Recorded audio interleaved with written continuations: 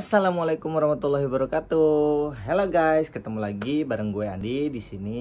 Gue hari ini gue mau sedikit sharing mengenai kejadian yang kemarin gue alami, yang dimana gue itu berbelanja online di salah satu e-commerce yang ada di Indonesia, yang dimana e-commerce itu cukup besar, dan di situ ya saya kena tipu.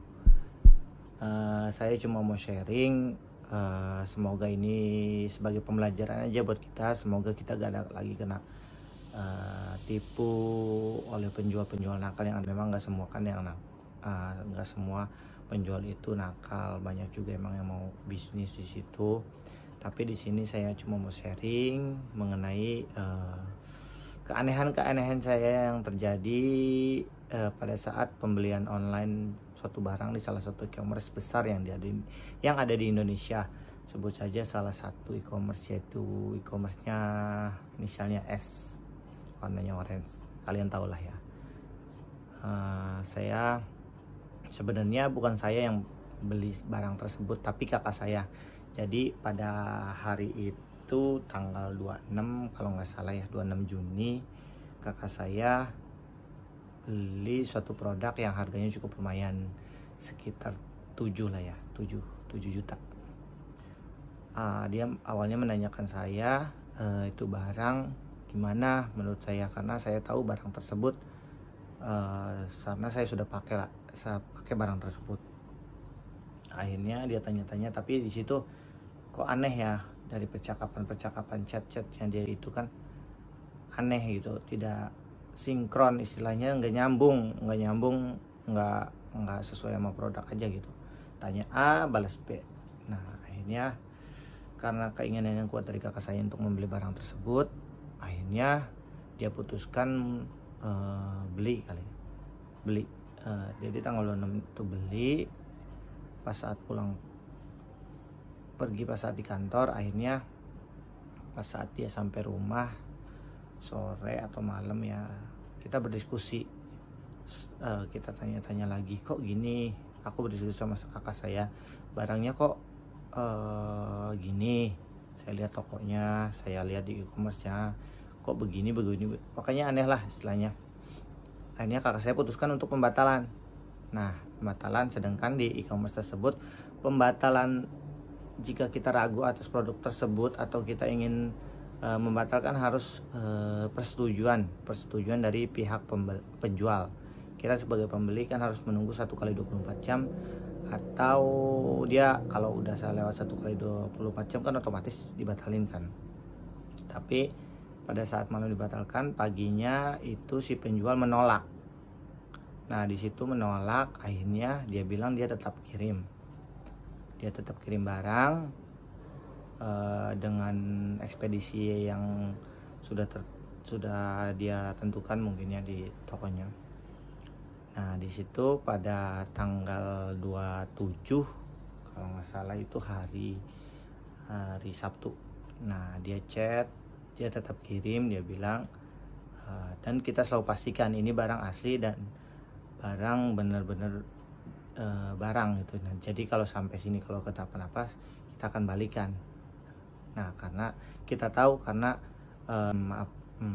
maksudnya yang e-commerce tersebut kan e-commerce besar lah gitu kan, yang dimana kita tahu juga cara berbelanja di situ, tahu pengembalian, tahu segala macam, tahu sistem yang ada di Shopee gitu istilahnya. Karena kita kan kita tahu di situ tuh sistemnya, istilahnya e-commerce besar, kita percaya, selama ini kan kita belanja di situ. Nah lanjut lagi, akhirnya pada hari Sabtu itu dia kitab kirim, ya udah kita tunggu, dan dia ada resi pengiriman, ada semua sistem berjalan lancar. Nah lanjut keesokan harinya, di hari Minggu sekitar, nah kita agak-agak selalu berdebat sama kakak saya, bilang begini, tokonya begini ya, kenapa ya kok perasaanku nggak enak gitu, perasaan saya itu nggak enak banget. Tapi ya udahlah, tunggu aja barangnya kan. Kita pikir kan selalu barang kalau udah nyampe, barang tuh udah nyampe, bisa kalau kita nggak sesuai kan bisa pengajuan pengembalian. Nah, herannya dia kan tokonya di Jakarta, tapi itu barang dikirim dari Parepare Sulawesi, yang dimana Parepare Sulawesi itu kan butuh waktu pengiriman nggak cuma 1 hari 2 hari, apalagi di weekend. Biasa weekend kan ekspedisi nggak jalan biasanya, apalagi Sabtu Minggu gitu kan. Biasanya dia akan kirimnya hari Senin atau hari kerja, Senin sampai Jumat biasanya. Nah, di situ hari Minggu waktu kita ke suatu tempat lah, kita jalan suatu tempat sekitar jam 3 atau jam 4 sore. Nah, tiba-tiba tanpa kita confirm, tanpa minta apapun, itu tiba-tiba terkonfirm sendiri oleh sistem di situ. Kita langsung, lah kok begini, kenapa bisa begini? Harusnya kan barang kalau udah kita confirm baru bisa confirm baru selesai. Itu tiba-tiba selesai dengan sendirinya. Kita curiga dong, bukan curiga lagi, itu pasti ada kesalahan, entah itu dihack sama penjualnya, sama penipunya, entah itu dari internal Shopee-nya. Menurut kakak gue seperti itu, karena kita sangat nggak masuk akal gitu. Seharusnya kan sistemnya nggak kayak begitu, tapi sistemnya di situ seperti itu. Tiba-tiba selesai aja, tidak bisa di pengajuan kembalian. Kan kita bingung harus gimana. Biasanya kan kalau barang nyampe harus kita confirm, dan ada, kalau memang barang tidak sesuai, ada pengajuan pengembalian di sebelah kiri. Nah, di bawah itu kan ada, yang di kanan itu ada terima barang, ya sebelah kiri ada pengajuan, dan di atas itu ada sekitar di atas itu ada tulisan garansi, perpanjang garansi. Nah, di situ harusnya seperti itu, tapi di yang saya alami itulah hebatnya. Itu mungkin hacker entah apa, itu penjualnya mungkin gila. Itu benar-benar kita nggak bisa habis pikir gitu ya. Sekelas sekelas e-commerce besar yang kita percaya selama ini, yang berkali-kali puluh kali kita selalu belanja di situ, baru kali ini kita ketipu dengan nominal yang cukup besar. Bayangkan mana nggak shocknya. Awalnya kita udah mau pembatalan, pas pembatalan kita harus menunggu dari pihak penjual, sedang penjualnya udah mau niat nipu. Jadi ya udah, kita komplain ke e-commerce tersebut, tapi ditanggapinya suruh pengajuan pengembalian. Sedangkan itu udah selesai. Kan bingung, kita sama sekali nggak ngeklik itu namanya confirm barang saat data. Nah di situ kita komplain, kita cek dengan pihak e-commerce, tapi seharus nunggu berapa hari. Akhirnya itu barang sekitar tanggal berapa ya, itu 29. Nah, 29 paket nyampe di tempat kita, dan di situ kita ada 2 kemungkinan. Yang pokoknya paket sampai aja. Nah, paket sampai dan kita buka, itu isinya apa? Bungkus rokok, sampah isinya. Bayangkan, saya pesan handphone dikirimnya sampah. Dikirimnya itu sampah, bener-bener sampah. Yang harusnya saya beli handphone, malah dapatnya sampah. Saya mau tunjukin videonya, untuk saya masih simpen bukti barangnya.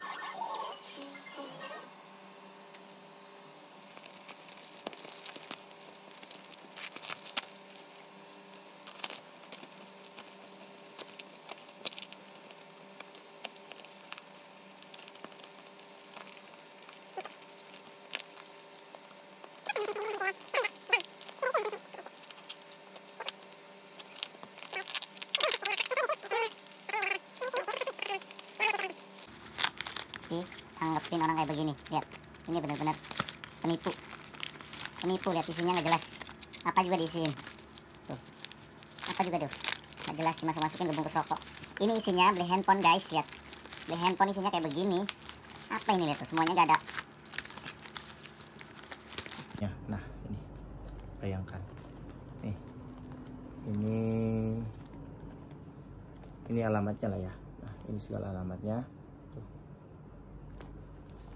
Nah, ini pengirimnya, ini penerima di sini. Nah, tuh. Ini lengkap semua di sini.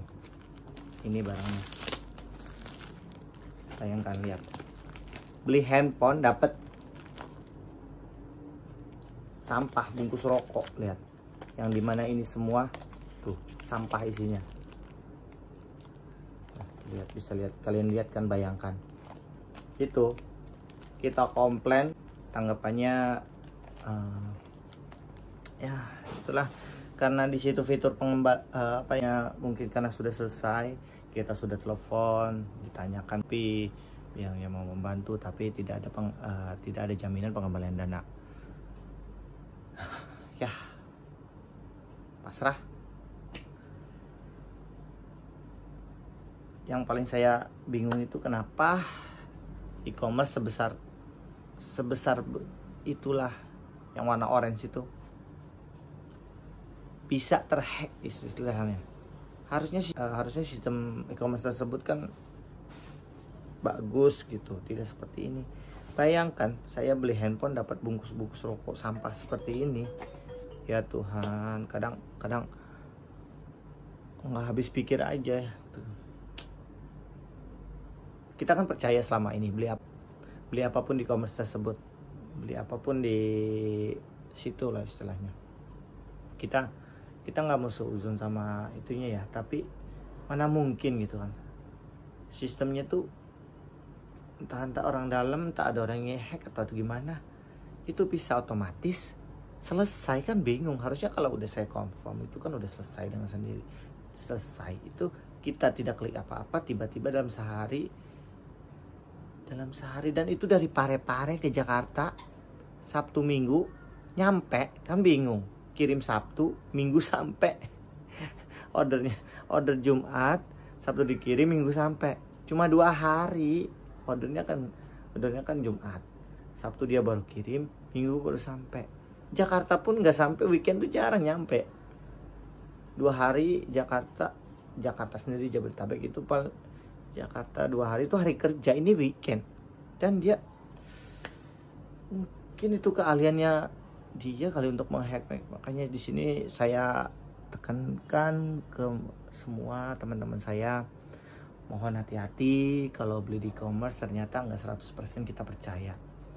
Namanya penipu pasti lebih pintar dari kita istilahnya. Kalau orang mau nipu, apapun akan dilakukan. Itulah kejadiannya sih. Sampai sekarang pun kita tetap walaupun pasrah istilahnya, tapi kita tetap laporin ke pihak e-commerce tersebut. Kita tunjukin, walaupun kita nggak bisa pengajuan dana istilahnya, tapi kita benar-benar komplain, kita benar chat, kita telepon, bahkan kita kirim email, yang dimana waktu pembukaan video ini, pembukaan barang ini saya videokan. Barang ini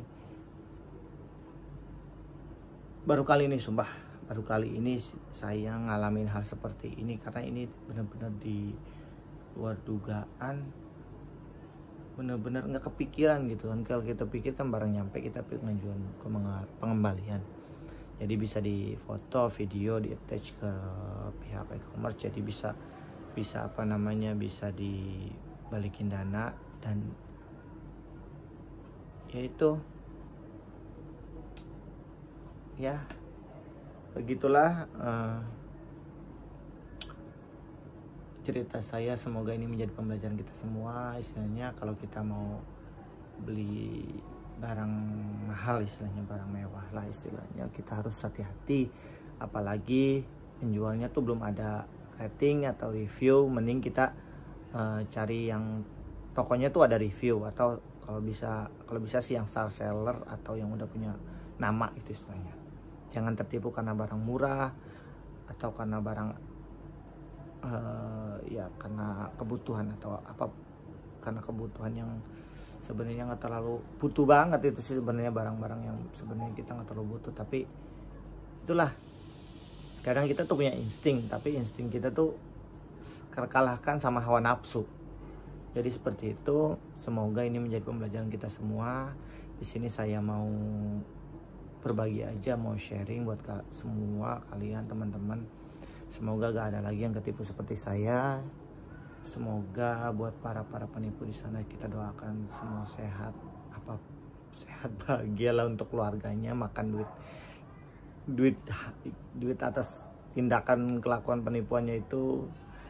Saya mah kata kakak saya ya ikhlas, mungkin selama ini kita belum belum banyak berdonasi atau itulah istilahnya, kita belum